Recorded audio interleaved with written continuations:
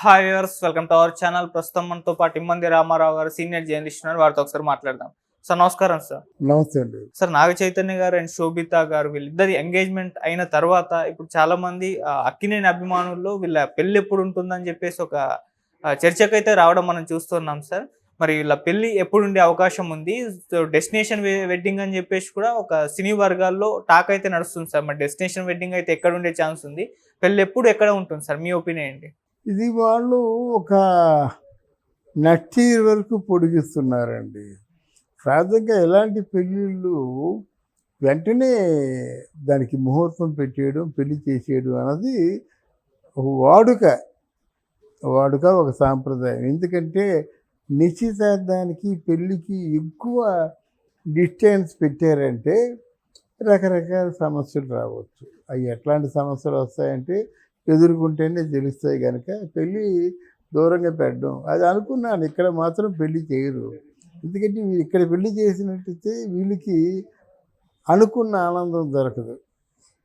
అదే ఏదో ఈ ఫారిన్ కంట్రీలోనో లేకపోతే రాజస్థాన్ లాంటి ఏరియాలో చేస్తే కావలసిన వ్యక్తులందరినీ తీసుకెళ్తారు, అందరూ నిండు హ్యాపీగా ఉంటారు అన్నమాట. అది మనం ఊహించింది.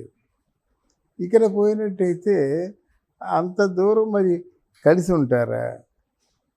కలిసి ఉంటే ఇటువంటి పరిణామాలు ఎదుర్కోవాల్సి వస్తుంది.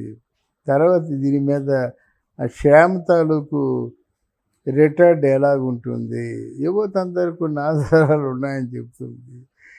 ఏదేమైనప్పుడు కూడా మరి పెళ్లి గురించి కొంచెం ఆలోచించి నిర్ణయాలు తీసుకోవాలి సార్. ఇప్పుడు అంటే వచ్చే సంవత్సరం లేదంటే ఇయర్ ఎండింగ్ లో ఉండే ఛాన్స్ ఏమన్నా ఉందంటారా?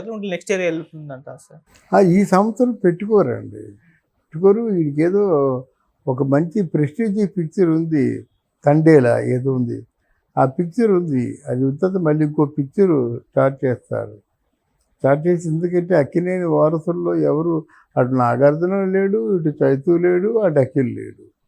అలాగే ఎప్పుడు లేదు అక్కినేని ఫ్యామిలీలో. నాగార్జున సినిమాల కంటే ఒక భయంకరమైన బిజినెస్, రియల్ ఎస్టేటు. ఒక ఫ్లాట్ 3 కోట్లు 4 కోట్లు అమ్ముతున్నాడు.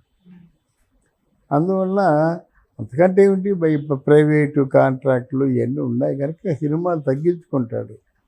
ఆయనకి కావాల్సినంత హెల్త్ ఉంటుంది, కావాల్సినంత లాభం ఉంటుంది.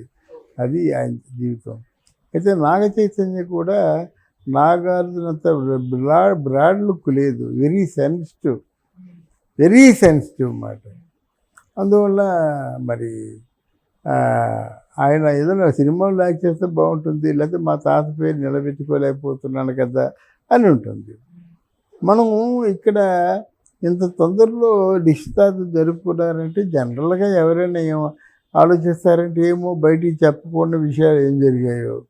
అదేదో కాస్త నిశ్చితార్థం జరిగి పెళ్ళి అయిపోయింది అనుకోండి, ఆగే వాళ్ళు బిడ్డలకు అనొచ్చు, ఏమైనా చేయొచ్చు అనే అనుమానం ఉంటుంది. అది జరగాలని కాదు, చాలా ఆప్షన్ కదా. ఎవరికి తెలియకుండా నేను అనుకున్నాను, ఇంకా సాయి పల్లవి ఎవరో ఎంపిక చేసుకుంటారేమో అనుకున్నాను నేను.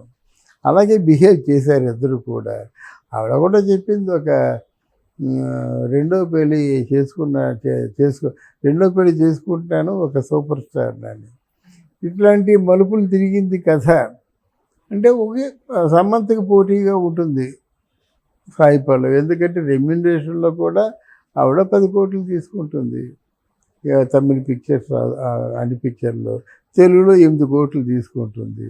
సమస్థాయిలో ఉంటుంది, బాగానే ఉంటుంది. అందులో వాళ్ళ తాలూకు ఫేసులు ఎలాగ ఉంటాయంటే, సాయి పల్లవిని ఈయన చైతూయి అది సంసారపక్షంగా ఉన్నట్టు ఉంటాయి. సినిమాటిక్గా సినిమా హీరోయిన్కి ఉండవలసినటువంటి ఎక్స్ట్రా అలంకరణలు ఉండవు అనుకున్నా. అయినా అసలు శోభితానే అది ఎప్పటి నుంచో ప్రచారంలో ఉన్న మాట నిజమైంది. దానికి మనం ఆశ్చర్యపోవటం అవసరం లేదు. Let us hope the best.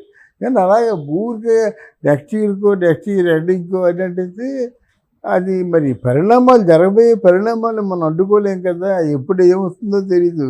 మరి ఈ నెల రోజులు కూడా చెప్తున్నామంటే రోజుకో మార్పు వస్తుంది, రోజుకొక మనకి ఒక హార్ట్ అటాక్ వస్తుంది అన్నమాట. అలాంటి నిజాలు, ఘోరమైన నిజాలు, భయంకరమైన నిజాలు తెలుస్తున్నాయి. దాన్ని అఫెన్స్ చేసుకోవాలి కదా. ఆ విషయంలో నాగార్జున గారు అయితే పర్వాలేదు. ఈరోజు చైతు కూడా నాగార్జున గారి మాట వినే పరిస్థితిలో లేదు.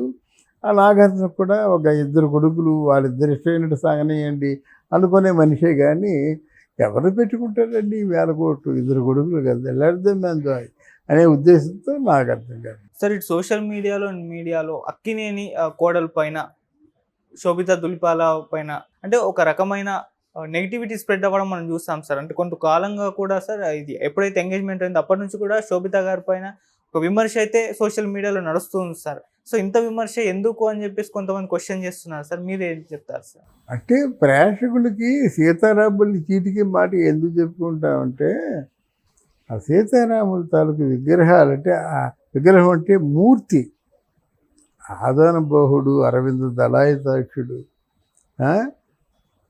అట్లాంటి వ్యక్తికి మరి సీతమ్మ వారు ఓ చందమామ ముడుచుకుంటే ఎలాగుంటుందో అలాగుంటుంది ఆవిడ, అంత అందగత్తే సీతమ్మ. అందుకే సీతారాముల్లాగా ఉన్నట్టారు. ఇంకా బ్రాహ్మణుల్లో ఒక సామెత ఉంది, ఈడు జోడు బాగున్నట్టయితే అడుగు తిన్నా నలుగురు 4 ముద్దలు పడేస్తారని ఒక సామెత. అంటే ఈడు జోడు బాగుండే, ఎంత ముచ్చటగా ఉన్నారా ఇద్దరును అని లేదనుకుంటా ఏదో 4 ముద్దలు పడేస్తారట. అది బ్రాహ్మణుల్లో వాడుకలో ఉన్న పదం.